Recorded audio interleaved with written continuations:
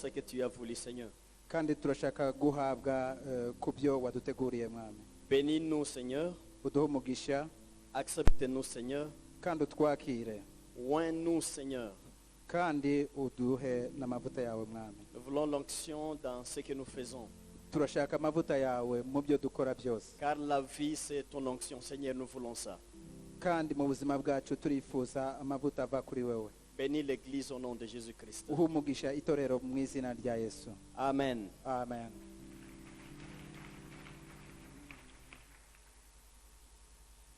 Bonsoir à tous. Mwiriwe mwese. Je suis content. Le Seigneur me donne ces quelques jours pour partager avec vous la parole encore. Nongeye kunezezwa nanone yuko Imana impaye umugisha wo gusubira kubana namwe kugira ngo dusangire ijambo ry'Imana.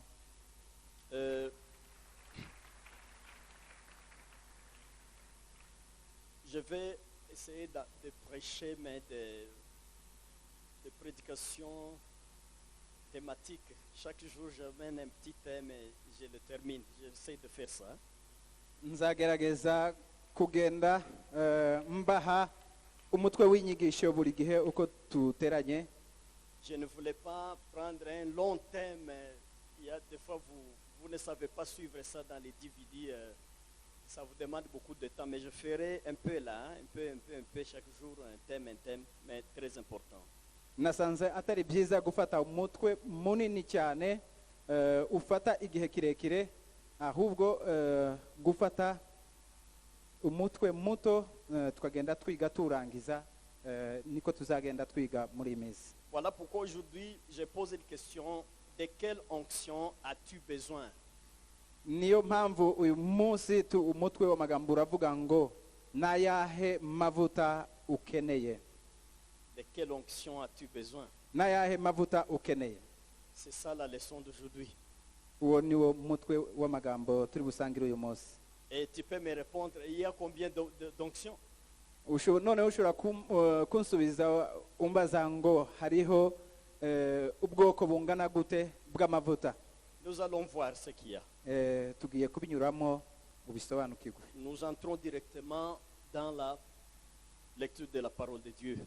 Tugiye kwinjira noneho mu gusoma ijambo ry'Imana.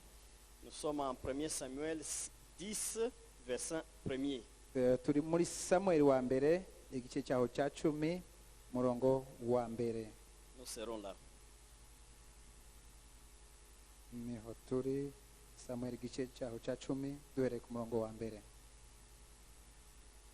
Samuel prit le flacon d'huile qu'il avait emporté et en répandit les contenus sur la tête de Saul, puis l'embrassa et dit: par cette onction, l'Éternel t'établit chef du peuple qui lui appartient. C'est toi qui le gouverneras, tu le sauveras des ennemis qui l'entourent. Et voici la preuve que c'est l'Éternel qui t'établit chef de son peuple par cette occasion.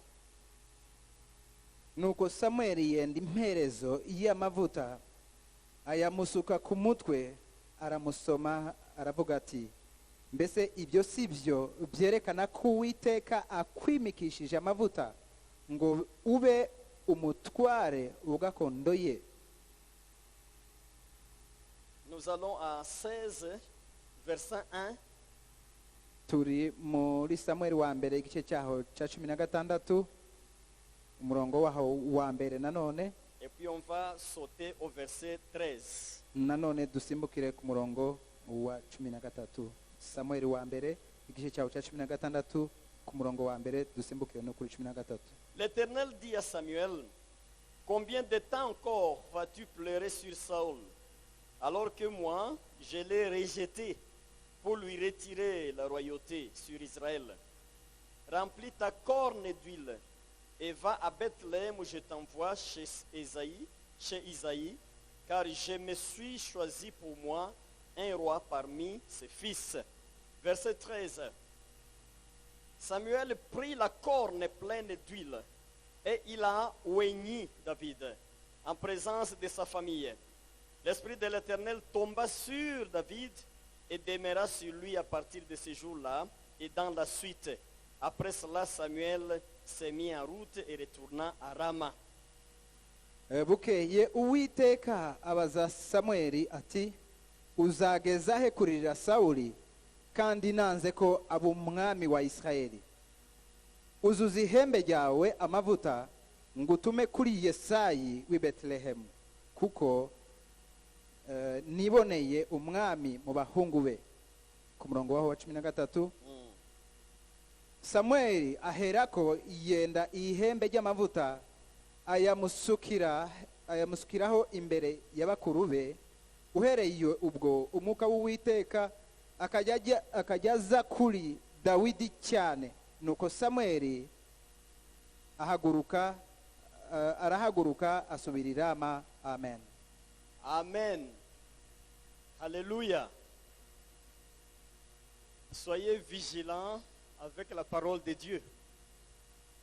dore ijambo ry'Imana. Le frère qui projette peut nous donner encore le chapitre 10, verset 1. reka mwene data atwereke igice cya 10 umurongo wa mbere Pour voir si la Bible en Kinyarwanda dit ce qui est dans la Bible originale. kugira ngo turebe niba Bibiliya y'Ikinyarwanda ibivuga uko Bibiliya y'umwimerere ibivuga. 1 Samuel 10, 1. Samweli wa mbere igice cya 10 umurongo wa mbere. 10, 1. C'est 10, 1, ce n'est pas 16, 10. 10, 1. 10 Samweli wa mbere igice cya 10 umurongo wa mbere. Ou disons, vous lisez plutôt. Nuko Samweli yenda imperezo y'amavuta ayamusuka ku mutwe, aramusoma aravuga ati mbese ibyo si byo byerekana ko Uwiteka akwimikishije amavuta ngo umutware wa gakondo ye. Amen. Amen. Fiole, en français ici on dit, il prit une fiole d'huile. En Kinyarwanda, comment on traduit fiole d'huile? Imperezo y'amavuta. Imperezo y'amavuta. À 16, 10, à 16, 1, Hanyuma kuri 16 umurongo wa mbere, regardons si c'est la même chose. bukeye Uwiteka abaza Samweli ati uzageza he kuririra Sawuli kandi nanze ko aba umwami wa Isirayeli? Uzuza ihembe ryawe amavuta ngo utume kuri Yesayi w'i Betelehemu kuko niboneye umwami mu bahungu be. Amen. Amen. Ici c'est corne, ihembe. Aha ni ihembe, Fiole c'est ahandi ni imperezo. imperezo. Imperezo. Est-ce que les deux c'est la même chose? Ese ibyo bikoresho byombi ni bimwe? Gerageza usobanure imperezo. Wisobanure tuyumve. Imperezo ni akantu kajya kumera nk'uruho cyangwa se nk'uruho bakoresha gatoya umuntu ashobora gukoresha agashyiraho uyu munsi twavuga yafashe nk'isutasi ayishyiraho amavuta. Sutasi. Sutasi. Muzindi muziko siganye zivuga Kinyarwanda cyane. Dans d'autres traductions, Mu bundi busobanuro, dans d'autres traductions, on parle de flacons d'huile, flacons, ahandi bavuga ngo mu gacupa k'amavuta. flacons d'huile. Agacupa k'amavuta. Vous commencez à trouver que le même prophète, mais il a deux sortes d'huile, ok? Aha uraza ukareba ugasanga hari umuhanuzi umwe nyamara afite ibikoresho bibiri bitandukanye akoresherezamo amavuta ye. C'est le même prophète Samuel, Uwo niwe muhanuzi Samweli, mais il a des flacons d'huile à côté de lui. ariko afite n'uducupa bikamo amavuta, Mais il y a aussi des cornes d'huile. ariko akagira n'amahembe akoresha asuka amavuta. Ici, nous voyons qu'on va oindre deux personnes Aha rero turabona ko hagiye kwimikwa abantu babiri, et il utilise deux sortes d'onction à ces deux personnes. kandi kwimikwa kwabo kugakorwa mu buryo butandukanye. Nous sommes ensemble. Turagendana. C'est là que commence ma leçon. Il faut Aho capter niho ça. ntangirira isomo ryanjye. Et quand même je commence, je te pose une question. De quelle onction as-tu besoin aujourd'hui? Umwanya ndimo ntangira rero iri somo ndi bukubaze nawe ngo ese ukeneye amavuta bwoko ki uyu Quelle munsi? onction tu as besoin? Ukeneye gusigwa bwoko ki? l'onction, c'est l'huile qui vient du flacon ou bien l'huile qui vient d'une corne. ese gusigwa wifuza ni ugusigwa kuvuye mu gacupa cyangwa ni ugusigwa kuvuye mu ihembe?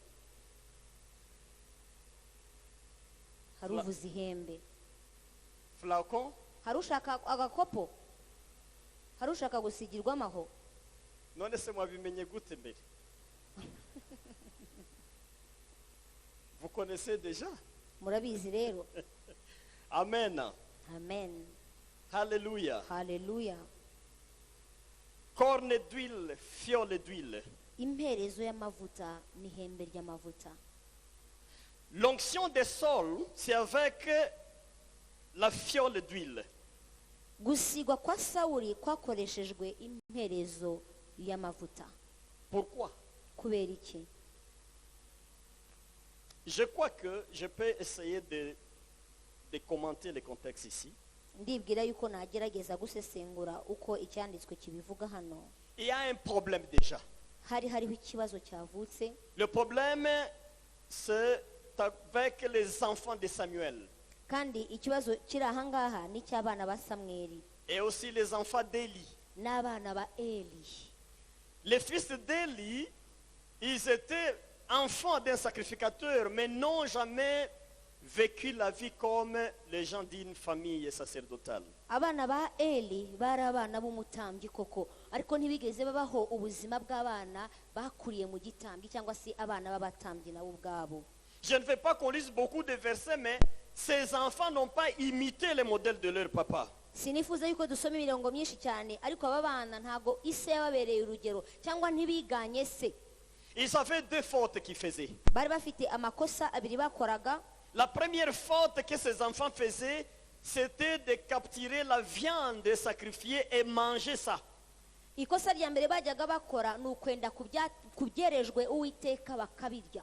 La Bible dit qu'ils avaient des fourchettes à 3 dents, comme ça. Bibiliya ivuga yuko bari bafite amakanya afite amenyo atatu. Maintenant, la viande qu'on cuisait là-bas pour le sacrifice, ils allaient plonger la fourchette dedans et arracher la viande et aller manger. Noneho ibitambo byabo bimaze koswa bimaze gushyirwa ku gicaniro bakajombamo ayo makanya yabo afite amenyo atatu bakanogoramo inyama. Quand on les demandait, mais pourquoi vous attaquez la viande qui est cuite comme ça? Pour le Seigneur, il disait, c'est le prêtre qui demande ça. Noneho bababaza batese kuki mufashe kubyerejwe Uwiteka ni impamvu ki? Bo bagahita basubiza ngo erega ngo umutambyi niwe ubisabye. Et quand on dit c'est le sacrificateur, c'est le prêtre, c'est fini. En fait, on amène la viande à lui. Bamara gusubiza yuko byari bisabiwe umutambyi, abantu nta magambo babaga bafite yo kurenzaho, babikoraga uko. Et puis ils prenaient la partie là, la meilleure que le Seigneur demande. C'est ça qu'eux-mêmes prenaient avec leur fourchette. Kandi ngo bendaga ku bice Imana ikunda cyangwa yasabye ko ari byo bizajya bitambirwa. Ils avaient la deuxième faute, Bakagira n'irindi kosa rya kabiri, la faute de l'adultère. bari bafite ubusambanyi, Mais l'adultère qui se faisait dans le temple même. ariko bagakorera ubusambanyi mu ngoro y'Imana. Quand les femmes venaient pour demander de l'aide spirituelle, Abagore iyo babaganaga baje kubasaba inkunga yo mu mwuka, elles posaient beaucoup de questions à ces femmes-là. babazaga abo bagore ibibazo byinshi bitandukanye. Et lorsqu'une femme pouvait dire non, j'ai du mal ici, ça fait mal, ses enfants disaient mais ouvrez la robe pour que je voie et pour te sauver. Hagira umugore uvuga uti ikibero cyanjye gifite ikibazo runaka, agahita amubwira ati beyuraho imyenda yawe kugira ngo ndebe aho hakurya uko hameze.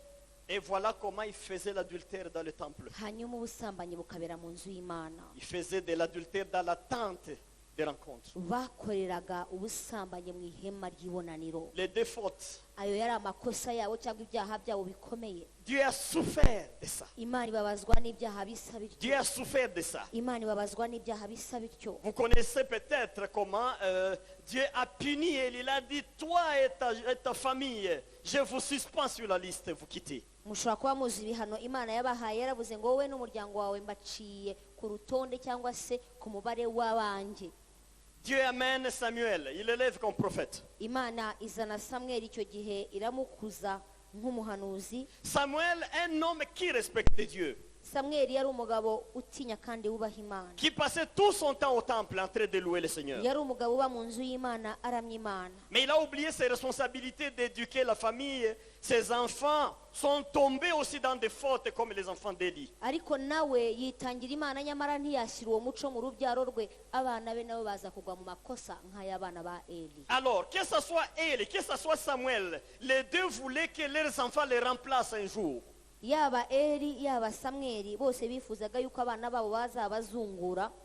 Or Dieu, quand il cherche quelqu'un qui doit continuer, il ne cherche pas quelqu'un de corrompu. Il cherche un homme juste, un homme intègre. Nyamara imana iyo irimo ishakisha uwo izaraga umurimo wayo cyangwa izaha inshingano zo gukora umurimo wayo, ntabwo ijya ireba abantu bangiritse cyangwa se bahumanye, ishakisha umuntu uboneye kugira ngo abe ari ikorana nawe. Je ne voulais pas beaucoup commenter ce texte, mais il y a de riches enseignements là-dessus. Ntabwo nifuza gusesengura cyane kuri ibi byanditswe, ariko harimo inyigisho nyinshi cyane. On peut même faire un livre avec les fils d'Élie ou les fils de Samuel. Ça peut faire un livre même. Umuntu ashobora kwandika igitabo arebye inkuru y'abahungu ba Samweli cyangwa inkuru y'abahungu ba Eli. Mais voilà le problème qui naît de ce contexte ici. Ariko ikibazo kivukira ahangaha, Samuel est vieux, Samweli arashaje, mais il veut qu'il soit remplacé par ses enfants. arifuza gusimburwa n'abana be. Mais Dieu ne veut pas ses enfants puisqu'ils ont choisi de mauvaises voies. Kandi imana ntiyifuza gukoresha abana be kuko abana be bahisemo nabi.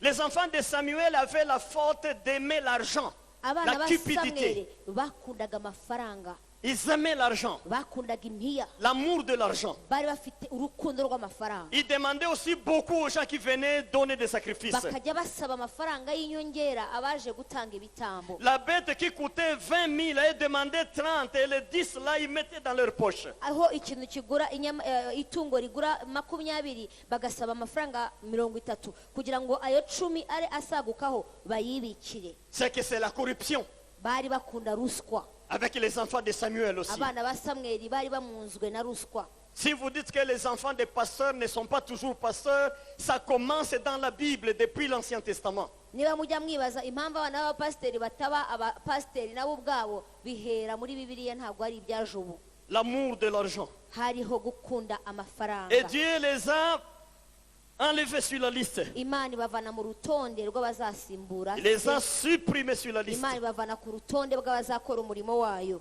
Maintenant, le peuple un jour se réunit Noneho rimwe ubwoko bw'Imana buraterana. et il demande à Saul, disons à Samuel, de le choisir un roi. Noneho basaba Samweli ngo bahitemo umwami. Samuel, donne-nous un roi comme d'autres nations. Nuko babwira Samweli bati, natwe twimikira umwami kuko dukeneye natwe umwami kuko andi mahanga nayo afite umwami. Donne-nous un roi comme d'autres nations. Natwe duha umwami tumugire nk'uko abandi bafite abami. Je vous dis, c'est la mauvaise journée pour la vie de Samuel. Ce jour. Nibwira ko uwo munsi ari uwo munsi wabereye mubi Samweli mu buzima bwe. Quand les gens demandent à Samuel de leur choisir un roi et pourtant il a des descendants, vraiment il s'est fâché ce jour-là. Igihe abantu basabye Samweli kugira ngo abazanire abaha umwami cyangwa bashakire umwami abimikira, mu mutima we yarababaye cyangwa yarashenjaguye kuko yaravuga ati, baransaba kubashakira umwami nyamara mfite abana. Moi-même je suis là, j'ai des enfants, mais comment ils veulent un roi? Pourquoi ça? Ni gute bansaba umwami nge bakanyuraho ndetse n'abana banjye bakabibagirwa? La Bible nous dit que Samuel est parti et priait son Dieu. Hanyuma Bibiliya ikatubwira ngo Samweli ajya gusenga Imana ye. Et il a dit ceci à Dieu. Hanyuma abwira aya magambo Imana. Le peuple t'a refusé Dieu. Aravuga ngo Mana, uzi ko ubwoko bwawe bwakwanze. Le peuple t'a refusé déjà. Abantu bakwanze. Et il demande un roi. None barashaka umwami. Il demande un roi. Barishakira umwami. Quelle était la réponse de Dieu? Imana yamushubije ite? Dieu a dit, donne-le un roi. Imana yaramubwiye ngo genda ubahe umwami. Déception. Arateterezwa yumva arababaye. Déception. Yarababaye. Lui pensait que Dieu va dire, mais qui a osé demander un roi et pourtant toi tu es là et tes fils sont là? We yagiye yibwira ngo natakira Imana ye kubera ubucuti bwayo n'Imana, Imana irahita imubwira ngo ninde koko watinyutse kuvuga ayo magambo uhari n'abana wabyaye bahari. Il avait beaucoup de confiance en lui, Samuel. Yari yizeye cyane mu mutima we. Et il savait que Dieu ne peut pas le décourager. Yumvaga Imana idashobora kumutenguha. Mais malheureusement, Ariko ikibabaje, Dieu donne la réponse selon la demande des hommes. imana imuha igisubizo kigendanye n'ibyifuzo by'abantu. Dieu refuse la requête de son serviteur, mais il écoute les cris des hommes. imana yanga ubusabe bw'umukozi wayo, nyamara yumva gutaka kw'abantu bari hanze. Nous tous comme serviteurs, imagine, est-ce que ce jour-là, Samuel a mangé le soir chez lui? natwe dutekereze nk'abakozi b'imana uyu munsi, uwo mugoroba samweli yaratashye ararya. Je pense qu'il disait seulement que Dieu est complice dans ses coups. Dieu est complice dans ses coups. Dieu est complice dans ses coups. nibwira yuko yicaraga ahantu akibwira ati imana nayo ni icyitso, ibi bintu imana yari bifitemo uruhare, ni icyitso. Mais vous connaissez la cause. ariko muzi impamvu yabyo. Dieu voit devant. imana ijya irebera kure. Il ne veut pas de faux candidats demain. ntabwo imana yifuza abashaka kuba muri uwo mwanya kandi ataraba ukuri. Alléluia. haleluya. Donc pour Dieu, ku mana rero demain, ejo c'est plus important qu'aujourd'hui et qu'hier. ni ingenzi cyane kurusha uyu munsi urimo ubaho n'ejo hashize. Donc Dieu met beaucoup d'attention à demain par rapport à aujourd'hui et à hier. imana icyo itindaho cyane ku buzima bw'abana bayo n'ejo habo hazaza, ntabwo itinda kuri uyu munsi, nta nubwo itinda kuri ejo habo hashize. Pour aujourd'hui, ça suffit. uyu munsi byabaye birahagije, C'est déjà le soir. burije. Mais demain, c'est plus important. ariko ejo hawe ni ingenzi cyane mu maso y'imana. Dieu regarde plus le devant de quelqu'un par rapport à son présent et à son imana passé. rero ireba ahazaza h'umuntu cyane kurusha ahahiseho umuntu, C'est ça le devenir de l'homme. kuko niko umuntu akwiriye kuba, Le devenir de l'homme. uguhinduka k'umuntu. Dieu te voit comme tu deviendras, pas comme tu es aujourd'hui et comme tu étais dans le passé. haleluya. imana iyo ikwitegereza ntabwo ireba uwo uri uyu munsi n'uko uri uyu munsi, ahubwo imana ireba iwo ishaka ko uba we ejo, aho niho ikurebera. Il regarde ce que tu seras, imana ireba uwo uzaba we, plus que ce que tu es aujourd'hui. ikabireba ititaye ku Et uri ce que uyu tu es, munsi, tu étais avant. ndetse ntinite ku byo wabaye ejo bundi hashize. Ton avenir, mon frère. ejo hawe hazaza mwene Ma data, soeur, ton avenir. mushiki wanjye mwene ejo Ça hawe. préoccupe trop le Seigneur, ton avenir. imana ihangayikishijwe n'ejo hawe, Ton avenir. ejo hawe, Ton avenir. ejo hawe. Dieu réfléchit beaucoup sur ton avenir. imana itinda cyane kuri ejo hawe, Ce que tu seras icyo uzaba cyo, par rapport à ce que tu es aujourd'hui. ikabitindaho kurusha ibyo Par uri rapport byo, à ce qui s'est passé. ndetse ikabitindaho kurusha ibyo waciyemo À un ejo. moment, il faut laisser le passé au passé. hari igihe ejo hawe hashize ugomba Et kuhibagirwa, voir ce qui vient devant. ahubwo ugashaka kumenya ibije ejo. Puisque le Seigneur est devant toi, il regarde le devenir. imana iri imbere yawe kandi irareba ejo hawe hazaza, aho niyo ishaka. Ici, Samuel est déçu. ahangaha samweli Il yarababaye, est découragé. yaracitse Mais intege, Dieu a raison. ariko imana yari ifite ukuri, Dieu regarde devant. kuko imana yarebaga imbere, Il ne veut pas se fier au présent. ntabwo imana yari imireba uyu munsi. Que Dieu soit béni. imana ni ishimwe, Que Dieu soit élu. imana ni ishimwe. Tu peux avoir encore l'espérance dans le Seigneur. ese wakongera kugira ibyiringiro mu mana yawe, Même si tu ne restes qu'avec 24 heures de vie. nubwo waba usigaranye amasaha 24 gusa ariyo yo Pour kuba Dieu, ufite. les 24, c'est beaucoup de choses encore. ayo masaha 24 yakukorera ibintu biteye ubwoba kandi bikomeye, Le Dieu de l'avenir. kuko ni imana y'ejo hazaza. Qu'il soit béni notre Seigneur. haleluya. imana ishimwe, Alléluia. haleluya. Qu'il soit béni notre Seigneur. imana yacu ni ishimwe cyane, Qui regarde notre devenir. kandi imana yacu yo yita kuri ejo hacu C'est pourquoi hazaza. un homme est bien, une femme est bien, c'est quelqu'un qui réfléchit et regarde devant ce que le Seigneur veut faire avec. niyo mpamvu umugabo umeze neza, umugore umeze neza ari uwita kuri ejo hazaza, kugira ngo atekereze uko azaba ameranye n'imana. Il y a des fois le passé nous décourage. hari igihe ejo hacu hatambutse Il y a haduca des fois le intege, présent nous décourage. hari n'igihe naho turi uyu munsi haduca Mais intege, Dieu n'est pas resté dans le passé. ariko imana yacu ntiguma ahahise Non plus hacu, ne reste pas ici dans le ntabwo présent. imana iguma aha duhagaze uyu munsi, C'est un Dieu qui avance, il ahubwo est dans ni le imana ihora devenir. igenda ireba ibiri igiye kuza. Nous avons intérêt chaque fois rero dufite inyungu nyinshi cyane de réfléchir avec le Seigneur zo gutekerezanya et n'imana, voir le devenir, ce qui devient devant hanyuma nous. tugashakisha kumenya icyo tuzaba cyo ejo hazaza. Alléluia. haleluya, Alléluia. haleluya. Il y a des gens qui pensent que le Seigneur les a abandonnés. hari abantu bajya bibwira yuko imana yabavuyeho, Et pourtant, le Seigneur les attend devant. Il y a un lien de rendez-vous devant. nyamara imana ibarindiriye hari imbere. Lieu de rendez-vous. hari ahantu imana ifitanye gahunda nabo. Que Dieu soit béni. Imana ni ishimwe cyane. Qu'il soit élu, le Seigneur. Imana yacu ni ishirwe hejuru Dans nos cyane. cœurs, qu'il soit élevé, Kandi élu Imana encore. yacu ishirwe hejuru mu mitima yacu. Dieu qui nous considère dans le futur. Kuko Imana yacu aho iturebera n'ejo hazaza. Haleluya. Maintenant, Dieu écoute la plainte de son peuple. Imana rero yumva gutaka kw'abana bayo. Et maintenant, il dit à Samuel, donne-leur un roi de leur choix. Hanyuma ibwira Samweli ngo bahe umwami bihitiyemo. Et maintenant, vous savez, l'histoire est longue, je ne voulais pas aller là. Mais vous savez comment il est allé tomber sur un homme qu'on appelle Shaoul en hébreu. Noneho muzi neza amakuru y'ukuntu yaje kugenda akagwa ku mugabo witwa Sawuli ari we witwa Shaul mu Giheburayo. Shaoul. Ni Shaul. Ceux qui savent les langues ici. Abazi indimi. Quel est le sens de Shaoul? Shaul bivuga iki? C'est-à-dire, Shaul. c'est Saul, évidemment, je connais. C'est Saul. Mais le sens qui est là, c'est quoi? Ariko iyo tubivuze mu Giheburayo biba bisobanuye iki? Ce que les gens demandent. Icyo abantu basabye. Quand le papa de Saul lui a donné le nom de Saul, il ne savait pas ce qu'il veut dire. Mais le nom Shaoul, c'est dire ce que les gens demandent. Ce n'est pas ce que Dieu demande, mais ce que les hommes demandent. C'est ça Shaoul.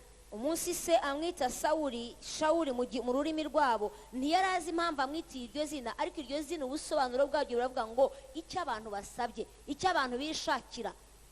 Et maintenant Dieu cherche.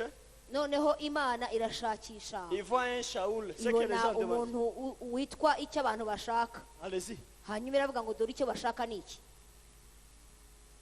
Le papa de Saoul a perdu ses ânesses. Hanyuma indogobe za se wa Sawuli zirazimira. Et il dit à Saul, allez-y, va chercher les ânesses partout. Avec les Hanyuma serviteurs. aramwoherereza aramubwira ati nimugende mujye guhiga izo ndogobe aho zagiye. Samuel aussi, Dieu le dit, écoute Samuel, tu vas recevoir quelqu'un qui cherche les ânesses, il faut le oindre. Hanyuma noneho Imana nayo ibwirira Samweli mu nzira yamubwira iti uraza guhura n'umuntu urimo ugenda ashakisha indogobe za se, uwo nuhura nawe aba ari we usiga amavuta. C'est une longue histoire. Bihinduka inkuru ndende Mais cyane. mon attention est sur la qualité de l'huile qu'on a mis sur la tête de Shaoul. Ariko ahangaha icyo ndi butindeho cyane n'ubwoko cyangwa se n'agaciro k'amavuta yasutswe ku mutwe wa Sawuli. Samuel a reçu Saul Hanyuma Samweli yakira Sawuli et il a donné à manger. aranamugaburira. Et le matin, ils sont partis ensemble. Hanyuma mu gitondo barajyana. Et Samuel avait déjà le flacon d'huile dans sa poche. Kandi Samweli yari afite ka gacupa k'amavuta mu Il mufuka. n'a pas amené la corne d'huile, mais il a amené le flacon d'huile. Ntabwo yari yitwaje ihembe ry'amavuta, ahubwo yari yitwaje imperezo y'amavuta. C'est ça qu'il a fait. Ako niko yari Quand ils afite. arrivent quelque part, Hanyuma bageze ahantu il dit à Saul, abwira Sawuli, dis à ton serviteur d'avancer plus loin encore. aramubwira ngo bwira umugaragu wawe akomeze agende imbere cyane. L'autre est parti. Noneho umugaragu arakomeza Et puis il dit cyane. à Saul, agenouille-toi. Noneho abwira Sawuli ati pfukamaho. Il prend le flacon, Afata ka gacupa il met sur la tête. akamusukaho. Je vous assure, mes frères et mes sœurs, Ndababwiza ukuri bene data, l'huile est descendue sur Saoul. ayo mavuta yatembye ku mutwe wa Sawuli. Il n'a pas bougé, Ntiyigeze ahinda umushyitsi. il n'a pas tremblé, Ntabwo yahinze il n'est umushyitsi. pas entré en transe. Nta nubwo yagiye mu mwuka. Rien. Nta na kimwe cyabaye. L'huile descend seulement. Amavuta amutembaho. Et Samuel prophétise. Hanyuma Samweli arahanura. Il dit, tu seras roi d'Israël. Aravuga ngo ugiye kuba umwami wa Isirayeli. Tu seras roi d'Israël. Ugiye kuba umwami wa L'homme est Isirayeli. content. Uwo mugabo aranezerwa. L'homme rit. Araseka. Mais il n'y a pas de transe intérieure. Ariko muri we nta kwemezwa, nta guhamanya nawe ko arimo gukwiriye. Et maintenant, le prophète accompagne avec des signes. Noneho umuhanuzi wundi agendana n'ibimenyetso. Il dit, allez-y maintenant, Saul, Arangije aramubwira ati noneho Sawuli genda pour te prouver que c'est Dieu qui te oint aujourd'hui. n'ikimenyetso kikwemeza yuko Imana ari ikwisigiye. Allez-y maintenant. Genda Tu vas voir quelqu'un comme ça sur la rue. urahura n'umuntu umeze utya mu nzira. Il va te poser cette question. Arakubaza ikibazo gisa gitya. Il faut lui répondre comme ça. Umusubiza Tu utya. évolues, tu vas comme ça. Uraza Tu gukomeza. évolues, tu vas comme ça. Wongera ugera ahandi. Mais pourquoi Samuel donne des signes à Saul? kubera iki samweli yarimo atanga ibimenyetso kuri Pourquoi sawuli il donne des signes? kuki yari arimo amuha ibyemeza Les signes, c'est quoi? ibimenyetso ni iki Ce sont des miracles. ni ibitangaza Et donc, il lui montre des miracles pour le faire accepter que l'onction est réelle. yarimo amwereka ibitangaza amugaragariza ibitangaza kugira ngo yemeze umutima we yuko ayo mavuta ari ay'ukuri. Quand ça descendait sur la tête, igihe amavuta yamutembaga ku mutwe il n'a rien senti. nta kintu yigeze yumva, Il n'a rien senti. ntacyo yumvise kimuzaho, Donc, il avait toujours des doutes dans le cœur. yakomeje gushidikanya mu mutima Maintenant, we. le prophète lui donne des signes. ariko noneho umuhanuzi amuha ibimenyetso, Il dit, allez-y. aramubwira ati genda Tu verras le fils des prophètes à la fin là-bas. uraza no guhura n'abana b'abahanuzi, Quand tu le verras comme ça, nuhura nabo maintenant tu vas tomber en transe, l'Esprit de Dieu entre dans icyo toi. gihe noneho umwuka w'uwiteka arakuzaho nawe uhanure.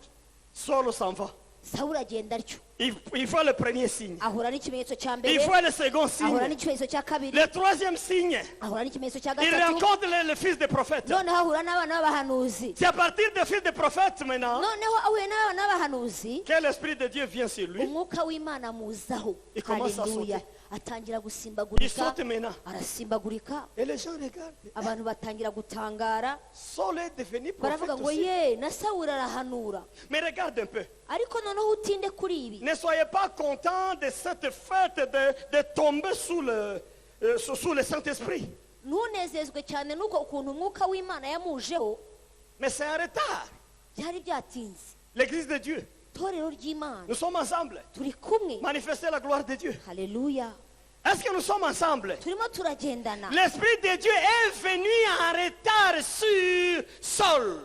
umwuka w'imana yamujeho imitagihe. Le flacon d'huile ka gacupa karimo amavuta n'a pas suffi ntikabaye agahagije pour faire entrer l'Esprit de Dieu dans Saul. kugira ngo kinjize umwuka w'imana mu mubiri wa muri sawuli. Ça n'a pas suffi. ntikari gahagije. Il fallait partir, byasabaga ko avaho, rencontrer le choriste, bigasaba ko agenda agahura n'abaririmbyi, rencontrer le fils de prophète. bigasaba ko agenda agahura n'abakozi n'abana b'abahanuzi, Maintenant, pour entrer en transe de l'Esprit. kugira ngo noneho abashe kwinjira mu mwuka koko. Pourquoi? kubera iki? L'onction qui vient du flacon, yari amavuta avuye ahantu ku mperezo, de sous-tasse. yari avuye ku gasahani. Sous-tasse. agasahani. Je suis malheureux quand je vois que même l'église d'aujourd'hui, il y a deux sortes d'onction que l'Esprit de Dieu donne. Il donne dans certaines églises l'onction sous-tasse et d'autres il donne des onctions qui viennent vraiment de la corne. uyu munsi ndababazwa cyane n'umurimo w'imana. ndabona abakozi b'imana bafite amavuta atandukanye, nkabona bahawe amavuta ariko akaza ku gasahani gatoya, ariko nkabona n'abahawe n'imana akaza mu ihembe. Nous sommes ensemble? turi kumwe. Alléluia. haleluya. Moi je vous dis bien, l'Esprit de Dieu aujourd'hui donne les deux sortes d'onction. ndababwiza ukuri yuko umwuka w'imana uyu munsi ayo mavuta y'ubwoko bubiri akiyatanga ku bantu. Il donne les deux. atanga ubwo bwoko bubiri bw'amavuta. Il te regarde, arakwitegereza, il te donne l'onction du flacon. akakuzanira amavuta yazanywe mu gacupa gahishe mu mufuka, Tu commences l'œuvre de Dieu ugatangira umurimo w'imana avec l'huile de sous-tasse. ariko ufite amavuta yaje ku gasahani. Et là tu as besoin de signes. Chaque kandi aho jour. ngaho buri munsi uko uje ukenera ikimenyetso, Tu as besoin de signes. buri munsi uba ukeneye Tu as ikimenyetso, besoin de signes. uba ukeneye Tu as ikimenyetso, besoin de uba signes. ukeneye ikimenyetso. Tu n'as pas confiance. ntabwo ufite kwizera no gushira amanga, Tu n'es pas rassasié par l'onction que tu as reçue. ntabwo unyuzwe, nta nubwo wujujwe n'amavuta wahawe Tu as toujours n'Imana. la soif, toujours. uracyanyotewe yo gushakisha. Nous sommes ensemble. turi kumwe. Nous sommes ensemble. ese turi kumwe? Je me demande si l'auditoire est toujours prêt à m'écouter. Je suis un enseignant des gens matures en esprit, si vous suivez mes prédications. hari aho bigira nkibaza niba abankurikiye mu iteraniro bakifuza gukomeza kunkurikira, ariko reka mbibutse yuko ubundi ndi umwigisha w'abantu bamaze gukura mu mwuka. Les bébés souffrent beaucoup quand j'enseigne. kuko iyo mbwira abana batoya barababara kandi bakavunika cyane. Alléluia. haleluya. Vous voyez l'église du 20e siècle au milieu et jusqu'à maintenant au 21e siècle. murabona itorero ry'imana mu kinyejana cya 20 ndetse ukakizana ukageza aho tugeze mu kinyejana cya 21. Si vous êtes sérieux ou sérieuse ce soir, uyu munsi niba uri umuntu wiyemeje nous pouvons analyser ensemble. dushobora kugira ibyo dusesengurana hamwe. Est-ce que nous sommes dans l'église avec onction encore ou bien nous sommes dans l'église avec onction fiole? uyu munsi iyo twisuzumye nge nawe tukareba turakavuga ngo itorero ry'uyu munsi ese ni itorero rigendera mu mavuta yo ku mperezo cyangwa ni itorero rigendera ku mavuta yo mu ihembe? Mais ce que je suis en train de voir, ibyo nimo mbona uyu munsi, je n'ai pas peur de le dire, ntabwo ntinya kubivuga, je n'ai pas honte de le dire. nta n'isoni mfite zo kubivuga. Il y a beaucoup d'églises aujourd'hui, uyu munsi hari il y amatorero a menshi, beaucoup de serviteurs uyu aujourd'hui munsi hari abakozi benshi qui utilisent l'onction de fiole. barimo bakoresha amavuta yo ku mperezo C'est ça qu'ils ont reçu kuko niyo et barose c'est ça qu'ils donnent. kandi ni nayo Quelqu'un ne batanga, peut pas donner ce qu'il n'a pas reçu. kandi umuntu ntabasha gutanga ibyo Ils adafite donnent burya. ce qu'ils ont reçu. umuntu ajya atanga icyo afite. Combien d'églises aujourd'hui? ese ni amatorero angaho uyu Vous munsi entrez dans l'église, ukinjira mu le rusengero pasteur est debout, umukozi w'imana agahaguruka il lit un verset, akasoma umurongo un seul verset, umwe il ferme la Bible, agafunga bibiliya ye il vous dit aujourd'hui si ça sera terrible aujourd'hui. akakubwira ngo uyu munsi bigiye gucika hano mu Je vous rusengero, dis ça sera terrible aujourd'hui. akavuga ngo birakomeye hano uyu munsi. Dieu me révèle quelqu'un là-bas. imana inyeretse umuntu hariya, Viens ici. ngwino hano Tu as ça comme problème. ufite ibi n'ibi n'ibi n'ibi nk'ibibazo. L'homme vient ici. umuntu akaza ahangaha, Alors, enlève tes souliers. vanamo inkweto zawe, Commence à sauter. tangira Commence à usimbagurike, faire ceci. tangira ugire Commence à gutya, faire ceci. tangira ugire gutya, Amenez de l'huile. jana amavuta, Mettez sur ça. suka kuri uyu, Ça devient des cérémonies. bigahinduka imihango, Des cérémonies. imihango, Des cérémonies. imihango, Des cérémonies. imihango. Et qu'est-ce qu'on vise dans ça? aho ngaho umuntu aba agendereye. On vise quoi? tugendereye iki? Que la personne tombe devant les gens. turashaka ko umuntu yikubita hasi imbere y'abantu, Quand il tombe devant les gens, yamara kugwa hasi tout le monde dit yes. abantu bakavuga ngo ye, Tout le monde regarde le abantu spectacle. bagakanura, Tout le monde regarde. abantu bose bakabireba, Tout le monde regarde. abantu bose bakabireba. Et quelqu'un d'autre dit si c'était moi plutôt. umuntu akavuga ngo icyo tabaye jyewe, Si c'était moi. iyo aza kuba jye. Ces choses-là, écoute-moi, Église. ibyo bintu uko biri rero unyumve, Ce sont des signes. ni ibimenyetso, Ce sont des ni signes. ibimenyetso, Ce sont des ni signes. ibimenyetso. L'église qui a l'onction des cornes itorero ryahawe amavuta yo mu n'a pas ihembe besoin de signes pour évoluer. ntabwo rikeneye ibimenyetso bigusha abantu hasi kugira ngo ribashe kwemera ko imana ihari. L'église qui a reçu l'onction qui vient de l'Esprit de Dieu, itorero ryabonye amavuta kandi rigenderewe n'umwuka w'imana ça n'a pas besoin de cette sorte de ntabwo signes. rikeneye ibyo bintu. Amen. Alléluia. Haleluya. Ça n'a pas besoin de ces choses. ntabwo bikeneye ibyo, Ça n'a pas besoin de ces ntabwo choses. ribikeneye. Écoutez-moi bien. nkurikira, Écoutez-moi bien. nkurikira, Écoutez-moi bien. nkurikira. Quand j'ai commencé le ministère, ntangira umurimo w'imana je faisais chaque jour des prodiges et les gens tremblaient, ils avaient peur. nakoraga ibitangaza abantu bari basigaye bagira ubwoba. Mais le Seigneur m'a dit en un moment, noneho umwami aza kumbwira laisse ces choses. ngo ibyo bintu bivemo, Vas-y. bireke, Vas-y dans la parole. genda winjire mu ijambo Vas-y dans la parole. injira mu ijambo Vas-y ry'imana, dans la parole. gendera mu ijambo Allez-y dans ry'imana, la parole. jya mu ijambo ry'imana. Les grands miracles, écoutez, Église de Dieu. ibitangaza bikomeye itorero Les grands ry'Imana. miracles qui existent, ibitangaza bikomeye bibaho c'est la proclamation de la parole de Dieu. ni C'est ça le grand miracle ukwamamaza qui existe. ijambo ry'imana. Nous sommes ensemble. turacyari kumwe? Nous sommes ensemble. ese turacyari kumwe? Cette Bible m'émerveille toujours. iyi bibiliya ijya itwara ubwenge n'ibitekerezo byanjye. Il y a un homme qu'on appelle Jean-Baptiste. hari umugabo witwa yohana umubatiza. Un jour, Jésus disait ceci. yesu rimwe yari arimo avuga Parmi tous les prophètes qui ont existé, ngo mu bahanuzi bose babayeho, il n'y a pas eu un grand prophète, un grand serviteur comme Jean-Baptiste. ngo nta wigeze gukomera nka yohana umubatiza. Vous savez ça, n'est-ce pas? icyo cyanditswe murakizi. Mais pourquoi on le nomme comme le plus grand des prophètes? kuki bamuvuga nk'umuhanuzi ukomeye? Il dépasse en quoi Élie? ese aruta eliyaho iki? Élie qui volait comme un oiseau. eliya yaragurukaga nk'inyoni. Élie qui a arrêté la pluie. eliya yahagaritse imvura. Qu'est-ce que Jean-Baptiste le dépasse? yohana umubatiza amusumba iki? Qu'est-ce qui le dépasse? amurenzeho iki? Nous sommes ensemble. turi kumwe? Là, pas. yamurushaga ijambo. Quand Jean-Baptiste quittait le désert, igihe yohana umubatiza yari avuye mu butayu, quand il est descendu igihe dans yari la agarutse ville, aje mu murwa, il avait le message sur la bouche. yaje afite ijambo mu Le kanwa, message de la sanctification yaje avuga qu'il a donné aux gens. kwiyeza, nicyo yaje abwira abantu kwiyeza. La Bible ne montre pas un seul signe où Jean-Baptiste est en train de délivrer les gens, de chasser les démons de quoi. On ne montre pas de signes nta pour hantu na hamwe Jean-Baptiste. muri bibiri uzasoma ngo ubone yohana umubatiza yirukana abadayimoni cyangwa avanamo umuntu ikindi Il kintu. était dans la parole. Yagendeye mu ijambo, avuga Il était dans la ijambo, parole seulement. yavugaga ijambo gusa. Donc les grands miracles qui existent, Rero c'est la proclamation de la parole de kibaho Dieu. kandi gikomera ni igitangaza kivuye mu kwatura amagambo y'ijambo ry'Imana. Que Dieu soit béni. Imana ni ishimwe cyane. Mais je suis Hallelujah. différentes chaînes de prédication.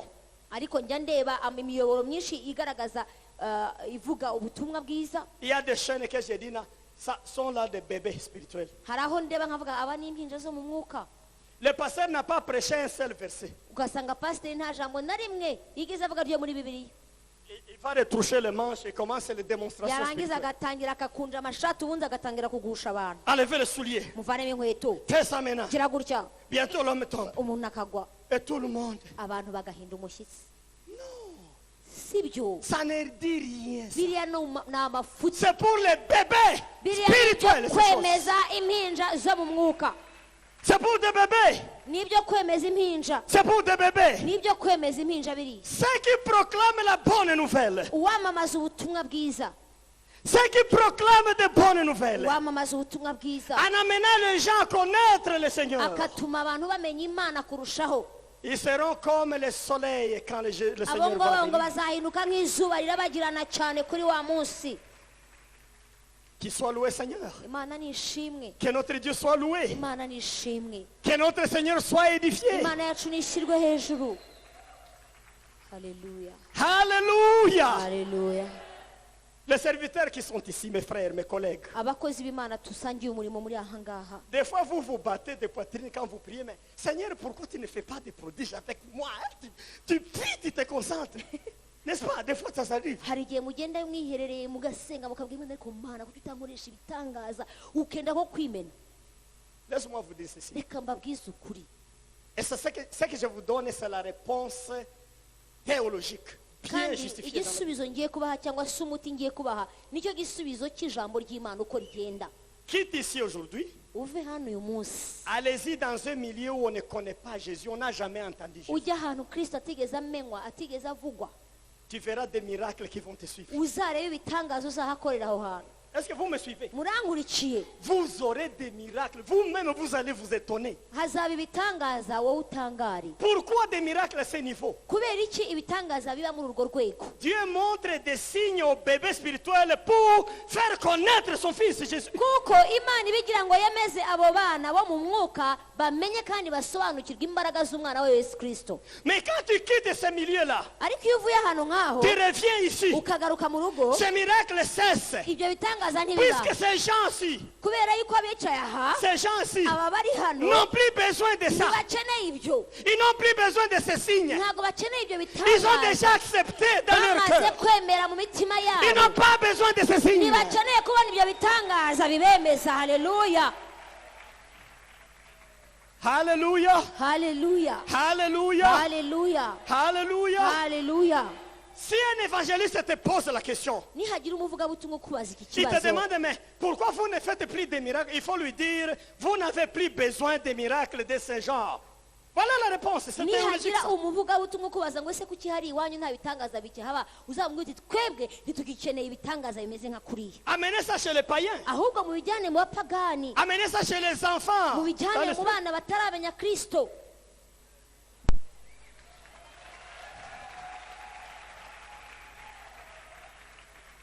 Le Seigneur, il est en train de faire des choses dans nos cœurs. Umwami hari ibyo arimo akorana n'imitima yacu, Il fait entrer la parole dans nos cœurs chaque jour. arimo arinjiza arapakira ijambo rye mu mitima yacu buri Et munsi, nous grandissons avec force spirituellement. tugakura mu mwuka kandi tugakomera. C'est ça le grand miracle. Icyo nicyo gitangaza gikomeye, gukomera mu Mana. Alléluia. Haleluya. Alléluia. Haleluya. Les églises d'aujourd'hui m'étonnent vraiment quand je regarde. Amatorero y'umunsi wa none arantangaza, Ça m'étonne. arantangaza. Ça m'étonne. harantangaza cyane. J'ai visité un milieu trop dangereux en Tanzanie, à hari Arusha. ahantu nagiye habi cyane hateye ikibazo Arusha, Un milieu terrible. ni ahantu hateye ubwoba. Mais il y a des gens ici, par exemple, en ville comme à Kigali, on te dit qu'il y a un sorcier. Est-ce qu'il y a un sorcier ici? Noneho hari abantu hano i Kigali ushaka kubwira uti uzi ko abarozi babaho, akakubaza ati abarozi i Kigali bakora iki se? Non, ces gens Abo bantu sont des petits joueurs. ni abana bato, baracyari abakinnyi b'abana, Ils apprennent encore à voler. barakiga kuguruka. Il y a des sorciers. Hariho abarozi ba nyabo. Je suis allé dans un coin. Hari ahantu nigeze ngera Tu sais qu'il y a un homme serpent qui existe. ugasanga hariho umuntu nzoka, aba ari umuntu mu kanya ubundi akaba ari inzoka. Tu n'as pas encore vu celui-là. Ibyo ntabyo urabona wowe. Lui, il est sous la, il est sur l'arbre. We akaba ari mu giti, Il mange là. akarira Il hariya, dort là. akaryama hariya. Et quand il se plie sur une branche, Yakwizingira ku ishami, tu diras qu'il n'a pas d'os. ukavuga uti nta gufa agira, C'est vraiment un serpent. ukabona nyine ko ari inzoka. Ce milieu est plein de sorciers. Aho hantu huzuye abarozi. Mais je ne peux pas aller dans l'histoire comment Dieu m'a utilisé dans ce milieu-là. Ariko sinagusubiramo amateka y'ukuntu Imana yankoresheje n'ahantu hameze nk'aho. Mais que le Seigneur soit loué. Imana aba ariyo yonyine ihabwa icyubahiro ku bw'ibyo. Quand je Amen. descendais les collines chez les Maasai là au fond, Iyo najyaga manuka imisozi njya mu Bamasayi, ils ont dit eux-mêmes qu'il y a un Dieu vivant. C'est le Dieu que ce pasteur a prêché. bo ubwabo barihamirije baravuga bati mu ijuru hari Imana nzima, kandi iyo Mana nzima niyo uyu mugabo avuga. Alléluia. Haleluya. Alléluia. L'onction de fiole. L'onction. de fiole. Amavuta yo ku mperezo, Aïe, aïe, aïe. Ça vise des signes. ayo mavuta ashakisha ibimenyetso. Ça vise des signes. Ayo mavuta ashakisha ibimenyetso. Des miracles. Abashaka ibitangaza, Et les gens viennent nombreux. kandi abantu bakaza ari benshi cyane. Nombreux. Bakaza bari benshi. Mes frères, Bene data, mes sœurs, bashiki banjye, il faut connaître la parole de Dieu. nimumenye ijambo ry'Imana. Laissez-moi vous dire ceci. Reka mbabwire aya magambo. Il y a un homme qui était toujours sur la porte au temple de Jérusalem. Hari umugabo wahoraga ku irembo ryiza i Yerusalemu. Et qu'un jour Pierre a aidé. Hanyuma rimwe Petero araza aramufasha.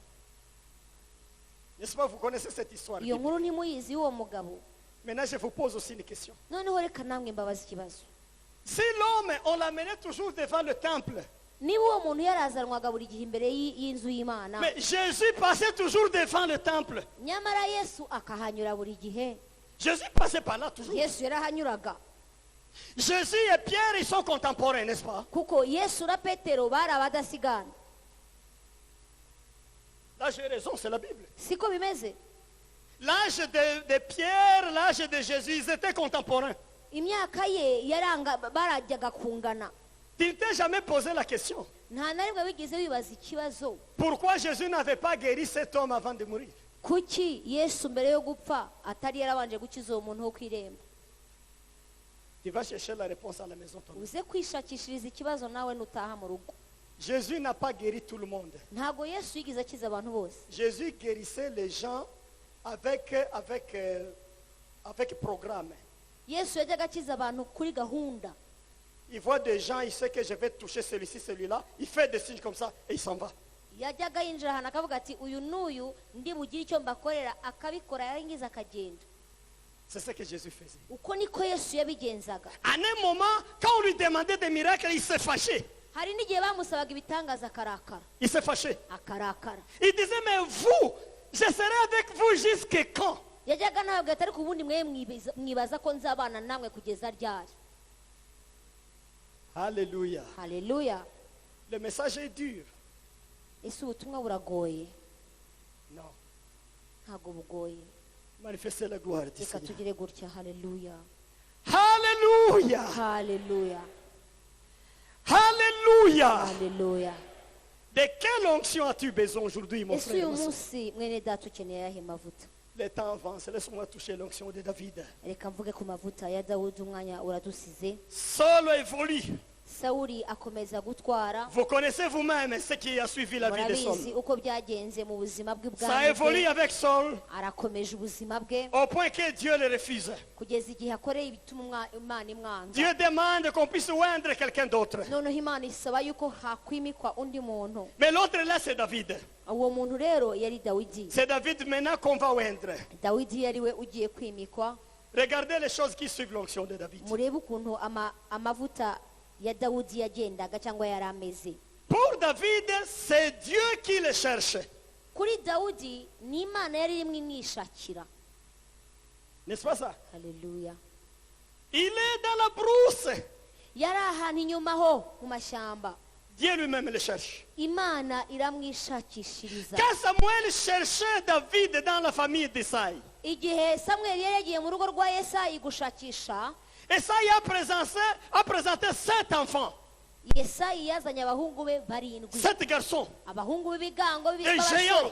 beza des b'ibisore hommes beaux à voir. bari beza ngo bari beza cyane Mais Samuel dit, Dieu le Seigneur lui dit, parmi les 7, il n'y a pas l'homme de mon choix. Il n'y en ariko a muri pas. abo barindwi bose imana ibwira samweli ngo muri abo bose nta n'umwe nabengutswe Il n'y en a pas. ntawe urimo Il y a un autre qui est dans la brousse. ahubwo hariho undi kandi ari ahantu mu ishyamba Celui-là, c'est David. kandi uwo ni dawidi Cela me montre que Esaïe avait 8 enfants, 8 garçons à ce moment-là. bigaragaza yuko icyo gihe yesayi yari afite abana 8 On va appeler David. bamutumaho dawidi Mais je ne vais pas lire beaucoup de versets, mais en psaume 89, on dit ceci. muri zaburi ya 89 havuga aya magambo 89, 20, 21. 89 umurongo wa 20 no 21 Lisez un Kinyarwanda, ce qui est là. 89, 20, 21. iwacu ni muri 21 na 22 mbonye dawudi umugaragu wanjye musize amavuta yanjye yera ikiganza cyanjye kizajya kibana nawe ukuboko kwanjye kuzamukomeza Alléluia. haleluya Je trouve ici que le choix d'abord, c'est le choix de Dieu. ndabona ko guhitamo kwa mbere ari uguhitamo kw'imana Et puis quand je lisais en français, on dit, je vois un jeune homme qui se distingue des autres. mu gifaransa ho baravuga ngo mbonye umusore utandukanye n'abandi Un jeune homme qui se distingue des ngo autres. mbonye umusore ufite aho atandukaniye n'abandi Celui-là, c'est David. uwo yari dawidi C'est que Dieu a regardé dans des millions de personnes qui étaient là. bivuga ngo imana yitegereje abasore ibihumbi n'ibihumbagiza Il a trouvé David dans la brousse. ariko ibona dawudi aho ari aho mu ishyamba Alors on a amené David. hanyuma bazana dawidi Alléluia. haleluya On amène les villageois. bazana umunyacyaro Mais un villageois qui est plein d'onction. ariko bazana umunyacyaro wuzuye amavuta On haleluya amène les villageois. bazana umunyacyaro Mais un villageois ariko qui était rejeté par sa propre famille. wari waratawe n'umuryango we Il était destiné à garder les troupeaux toute sa vie. yari yaragenewe kuzaragira udutama kugeza ubuzima bwe bushira Mais qui avait un cœur qui intéressait le Seigneur. haleluya ngo ariko wari ufite umutima umeze uko imana ishaka Alléluia. haleluya On amène ce jeune garçon. uwo mwana w'umuhungu arazanwa On l'amène dans la maison. bamuzana mu nzu iwabo Et Samuel, quand il le voit, il dit, ah, voici l'homme. samweli amubonye aravuga ngo n'uwo C'est celui-ci maintenant. uyu ni wewe Alors, Dieu lui dit, imana iramubwira ngo prends la corne. ngo wende ihembe ryawe Amène l'huile qui est dedans. hanyuma uzane amavuta yo Et muri mettez ryo sur sa tête. uyasuke ku mutwe we Moi-même, quand je n'avais pas encore lu le psaume là, ntarasoma iyi zaburi je ne savais pas disons, l'onction qui vient de la corne, l'essence de ça. ntabwo nari nzi ubusobanuro bw'amavuta avuye mu ihembe C'est seulement le psaume qui me montre l'essence. ahubwo iyi zaburi niyo ingaragariza neza uriya murongo C'est que c'est l'onction sainte. yari amavuta yejejwe L'onction sainte. yari amavuta yejejwe L'onction de la corne, c'est l'onction sainte. amavuta yo mu ihembe ni amavuta yejejwe Et l'onction de fiole, hanyuma amavuta yo mu mperezo ubwo Et moi et vous, nous allons chercher les noms. reka tubishakire izina. Mais ce qui vient de la corne, ariko icyari kivuye mu ihembe, le psaume nous dit que c'est l'onction sainte. zaburi itubwira yuko ari amavuta yejejwe. Alléluia. Haleluya. L'onction sainte. Amavuta yejejwe. Je vais me limiter quelque part aujourd'hui dans la prédication. uyu munsi reka nse n'ugarukira aha mu Mais kwigisha. regarde ce qui se passe. noneho twitegereze ibibaye aha. David, il est de petite taille. dawidi ni mugufi, Il est moins considéré. nta nubwo yitaweho, Mais il va recevoir l'huile de la corne. ariko agiye kwakira amavuta yo mu ihembe, C'est l'huile sainte. amavuta yera. Mais quand il a reçu l'huile sur la tête, amaze kwakira amavuta yera, vous allez contrôler ça en lisant la Bible.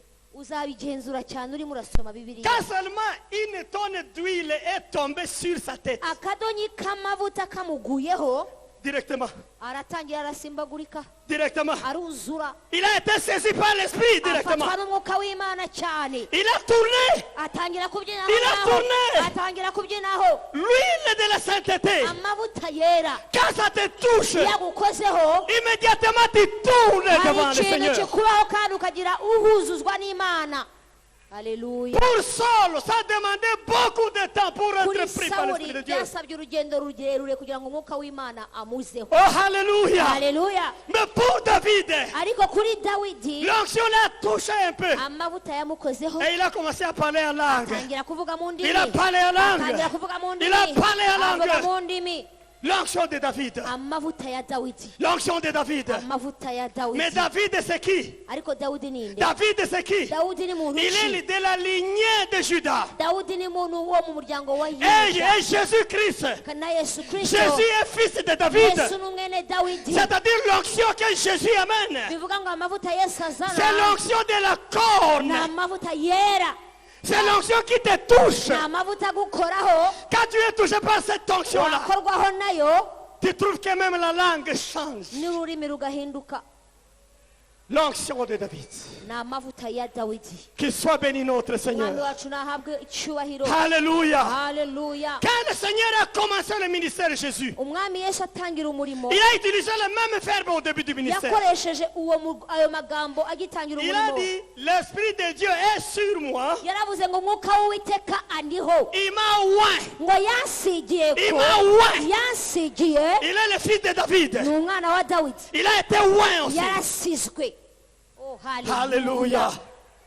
Alléluia. haleluya, Alléluia. haleluya. Mon frère, mwene data, ma soeur, mushiki wanjye, quelque chose est manqué dans ta vie. hari ikintu cyaburaga mu buzima bwawe. Tu dois d'abord me définir de quelle onction tu travailles pour le Seigneur. icyaburaga ni ugusobanukirwa amavuta y'imana ukoresha yari. Dis-moi d'abord quelle onction tu utilises avec le ubanze Seigneur. umbwire ngo amavuta ndiho nayo, Quelle onction tu as reçue? amavuta nakiriye nayo. L'onction de Saul. ni amavuta ya sawuli. Non. oya, Non, ça ne suffit pas. ntabwo ahagije, Ça ne suffit pas. ayo ntabwo Il y a la ahagije. vraie onction. hari amavuta y'ukuri. haleluya. Vous savez que nous allons prier pour l'onction cette semaine. C'est terrible. tuzasengera amavuta iki cyumweru cyose. Alléluia. amen. Nous allons prier pour l'onction. tuzasengera amavuta iki cyumweru cyose. Alléluia. haleluya. Nous allons prier pour l'onction. tuzasengera amavuta iki cyumweru, L'onction de Dieu. amavuta y'imana. Je vais mettre mes mains comme ça. ndazamura amaboko yanjye, Et si tu as la foi avec moi, nawe nugira ukwizera hamwe nanjye, tu auras quelque chose. hari ikintu kikuzaho. haleluya. amen. Alléluia. haleluya. Alléluia. haleluya. Alléluia. haleluya. Ne soyez pas découragés par mes enseignements. ntugacike intege nigira inyigisho zimeze nk'izi. Non, ils ne font pas être découragés. ntuzacike intege na rimwe kumva inyigisho nk'izi. Moi, si tu me dis qu'il faut aller chercher des miracles chez quelqu'un qui montre des signes, là, je ne peux pas aller. numbwira ngo hari umuntu ufite ibitangaza cyangwa urimo gukora ibitangaza ngo ninjye kumureba, sinzigera njyayo, Je ne peux pas. sinshobora. Qu'est-ce que je vais chercher, c'est celui-là? naba ngiye gushaka iki kwa Cherche kuwo quoi? nguwo? naba nshakisha iki? Est-ce que moi, je suis un bébé spirituel? none se ndi uruhinja? Je suis un bébé, moi. ndi uruhinja se Pour aller allaiter les miracles encore. kugira ngo njye konka ibitangaza n'ibimenyetso? J'ai dépassé ça. urwo rwego nararurenze. Les centres des miracles. igihe cy'ibimenyetso Le centre des urwego miracles rw'ibimenyetso est en toi. ruri muri wowe Si tu as l'onction, izingiro ry'ibitangaza riri muri si tu vas wowe recevoir l'onction de numara Dieu, kwakira amavuta tu n'as pas besoin de signes extérieurs. ntabwo uzakenera abandi bantu Puisqu'en toi, kuko muri wowe il y a un dépôt de harimo miracles. ububiko Il y a un bw'ibitangaza dépôt de miracles en harimo toi. ububiko bw'ibitangaza muri wowe Tu as un dépôt en toi de harimo miracles. ububiko Tu as un dépôt en ufite toi. ububiko muri wowe Tu n'iras pas chercher ça ailleurs. ntabwo uzajya kubihiga Puisque rero Jésus qui t'a oint, kuko yesu il a mis wagusize des onction dans ton cœur, dans ton yashyize dépôt. amavuta mu mutima Il y wawe en a dans ton dépôt. amavuta kurimo haleluya Alléluia. haleluya Alléluia. haleluya Alléluia. haleluya Alléluia. haleluya Je trouve des gens même aujourd'hui mbona abantu uyu munsi qui sont en train d'échouer. Chaque chose il échoue. Chaque chose il échoue. Chaque chose il échoue. ikintu cyose binjiyemo kirabananira cyangwa se kirahomba Toi, tu n'as pas reçu l'huile sur toi. ese nta mavuta wigeze wakira ku buzima Pourquoi tout bwawe est difficile pour toi? kuki byose bikubereye Pourquoi akaga tout est impossible à toi? kuki byose bikugoye Pourquoi tout est fait siouer comme ça? kuki ibintu byose bikubiza icyuya Toi, tu penses qu'il y a des choses qui résistent à l'onction. kubera iki utekereza yuko hari ibintu byahangara amavuta ubundi Moi, je connais qu'il n'y en a pas. njyewe nzi ko nta gihagarara imbere Ma réponse, y'amavuta moi, est qu'il n'y a pas de choses qui résistent à l'onction de la corne. nzi neza yuko ari nta kijya gihagarara imbere yo gusigwa kw'amavuta yo mu ihembe Il n'y en a pas. nta na kimwe Quand tu pousses, iyo usunika tu pousses, ugasunika ça doit tomber bigomba kugwa à cause de l'onction sur kubera toi, amavuta kuriho dans ton dépôt. muri bwa bubiko bwawe Que Dieu soit béni. imana nishimwe cyane Alléluia. haleluya Combien aiment la bonne nouvelle d'aujourd'hui? ese ni bande bakunze inkuru y'uyu munsi haleluya Je vois que nombreux aiment ça. ndabona yuko hari ababikunze kandi Je ne benshi vais pas trop prêcher. ntabwo nshaka kubwiriza cyane Je n'ai pas manqué de prédication. Je peux prêcher 4 heures moi. nabwiriza amasaha ane ubundi ariko ntabwo nshaka Je peux kubwiriza prêcher amasaha toute une année. J'ai fait ça dans le passé. nanabwiriza umwaka wose mbwiriza buri munsi Je faisais ça dans le passé. najyaga mbikora Jour kera au jour, une année. umunsi ku wundi nkamara umwaka Mais je vais me limiter là. ahubwo reka mpagararira Mais je te montre le besoin d'une onction. ariko ndimo ndakwereka akamaro ko kugira amavuta Tu as muri wowe besoin d'une onction. ukeneye Oh, amavuta Alléluia. haleluya Tu as besoin d'une onction hari encore. amavuta ukeneye uyu munsi Qui vient de la corne. ukeneye gusigwa ko Oh. mu ihembe haleluya L'onction qui vient de l'agneau de Dieu. amavuta ava ku mwana w'intama La w'imana corne de l'agneau de amavuta Dieu. ava mu ihembe ry'umwana w'intama N'est-ce pas? haleluya Je vais développer ça. ibyo nzagera mbisobanura La force de l'agneau, imbaraga z'umwana w'intama c'est dans la corne. ziba mu mahembe ye Maintenant, l'huile qui vient de là, noneho rero amavuta avuye muri hahandi h'imbaraga invincible. ni amavuta ataneshwa haleluya Qu'il soit béni notre Seigneur. imana yacu nishimye cyane Chacun qui a besoin de cette onction, buri muntu wumva akeneye ayo mavuta nous allons nous mettre debout reka duhaguruke tuyasabe pour la prière. dusenge Alléluia. haleluya Et quand nous prions le Seigneur, kandi nidusenga imana demande-toi, pose-toi la question, uze kwibaza iki kibazo quelle onction j'ai? ngo ese ubundi amavuta Quelle mbanye onction nayo? j'ai reçue? amavuta nakiriye ni ayahe ubundi Seigneur, mwami oins-moi encore. ongera unsige haleluya J'en ai besoin. kuko ndabikeneye Ouvre la bouche et nous allons prier. bungura akanwa kawe maze usabe kugira ngo wongere Prions le usige Seigneur. senga imana haleluya Alléluia. haleluya Alléluia. haleluya Alléluia. haleluya L'onction qui vient de toi, Seigneur. amavuta akuvuyeho mwami wanjye Nous demandons cette onction ce ayo soir. niyo mavuta turimo tugusaba uyu mugoroba Jésus, tu es notre onction ce yesu soir. niwe gusigwa kwacu L'Esprit de Dieu, tu es notre onction ce umwuka soir. w'imana niwe gusigwa kwacu Nous voulons l'onction qui vient de toi. dukeneye amavuta aguturukaho mwami Nous voulons l'onction qui vient de toi. dukeneyeho amavuta yawe mana Nos âmes désirent l'onction de toi. ubugingo bwacu bukeneye amavuta kuvaho mana Nos âmes désirent l'onction qui vient de ubugingo toi. bwacu bukeneye amavuta kuvaho mana Nos cœurs désirent l'onction imitima yacu sainte. ikeneye amavuta kuvaho mana L'onction sainte. amavuta yera L'onction sainte. amavuta yera L'onction sainte. amavuta yera L'onction sainte. amavuta yera L'onction sainte. amavuta yera Nos cœurs ont besoin de l'onction. amavuta turayakeneye L'onction qui vient de toi. amavuta aguturukaho mwami Oh, Alléluia. haleluya L'Esprit de Dieu mwuka w'imana envoie l'onction encore. ohereza amavuta Envoie l'onction encore. ohereza amavuta Envoie l'onction encore. ohereza amavuta Envoie l'onction encore. ohereza amavuta L'envoie encore. ohereza amavuta Envoie l'onction encore. ohereza amavuta Envoie l'onction encore. ohereza amavuta Envoie l'onction ohereza encore. amavuta Envoie l'onction encore. ohereza amavuta Envoie l'onction ohereza encore. amavuta Envoie l'onction ohereza encore. amavuta man Envoie l'onction encore ohereza sur moi. amavuta man Envoie l'onction encore, Seigneur. ohereza amavuta Tu connais les cœurs qui ont tari.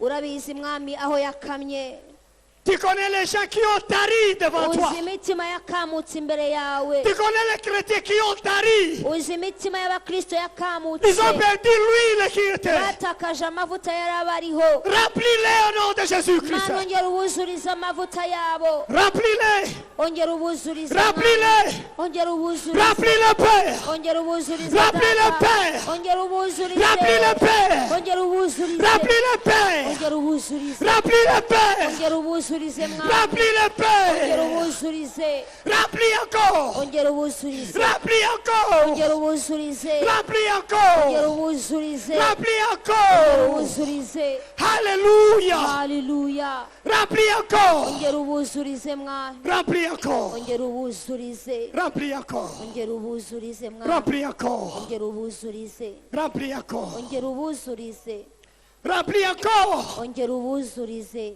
Remplis encore. ongera ubuzurize L'huile sainte remplis encore. amavuta yera ongera uyuzurize Oui, papa, remplis encore. yego data ongera ubuzurize Esprit de Dieu, remplis encore. mwuka w'imana ongera ubuzurize Nous avons des cœurs vides. mana dufite imitima iri mu busa Nous voulons que tu remplisses l'onction. mana imitima yacu iri mu busa dukeneye Remplis. ongera utwuzuze Remplis. ongera utwuzuze Remplis. ongera utwuzuze Remplis. ongera utwuzuze Remplis. ongera utwuzuze Remplis. data twuzuze Remplis. twuzuze mwana Remplis. twuzuze mwana Remplis. twuzuze mwana Remplis. twuzuze mwana Remplis twuzuze l'onction. amavuta yawe mwana Alléluia. haleluya Alléluia. haleluya Alléluia. haleluya Alléluia. haleluya Alléluia. haleluya Remplis l'onction, Seigneur. ongera utwuzuze mwana Remplis l'onction. ongera utwuzuze amavuta mwana Sois béni, Seigneur Jésus. mana ntuhabwe icyubahiro Sois béni, Seigneur. shyirwa hejuru umwami w'abantu Sois béni, Seigneur. ntushyirwe hejuru umwami Nous allons acclamer tous ensemble. Acclamons reka le tuvuge Seigneur. ngo amen Amen. amen Amen. amen Amen. amen Que le Seigneur vous bénisse. umwami imana nabaha umugisha Amen. amen Amen. amen haleluya Alléluia. haleluya Alléluia. haleluya Je sens qu'il y a des choses qui entrent. numvise dans le ibintu cœur. byinjira haleluya haleluya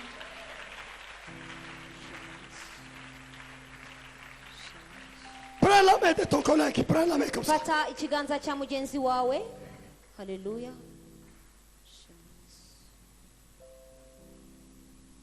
Alléluia. haleluya Que Dieu vous donne l'onction encore davantage. imana nibaha amavuta mukeneye Dis haleluya à l'autre. bwira Reçois. mugenzi wawe ngo Recevez. Recevez. acira Recevez. acira amavuta Recevez. bwira mugenzi wawe ngo acira amavuta Recevez au nom de acira Jésus. amavuta mu izina rya yesu Recevez au nom de acira mu Jésus. izina rya yesu Recevez au acira nom mu de izina Jésus. rya yesu Recevez au acira nom mu de izina Jésus. rya yesu haleluya merci seigneur Que le Seigneur vous bénisse. umwami nabaha umugisha Allez dans la paix du Seigneur. mugende mu mahoro y'umwami yesu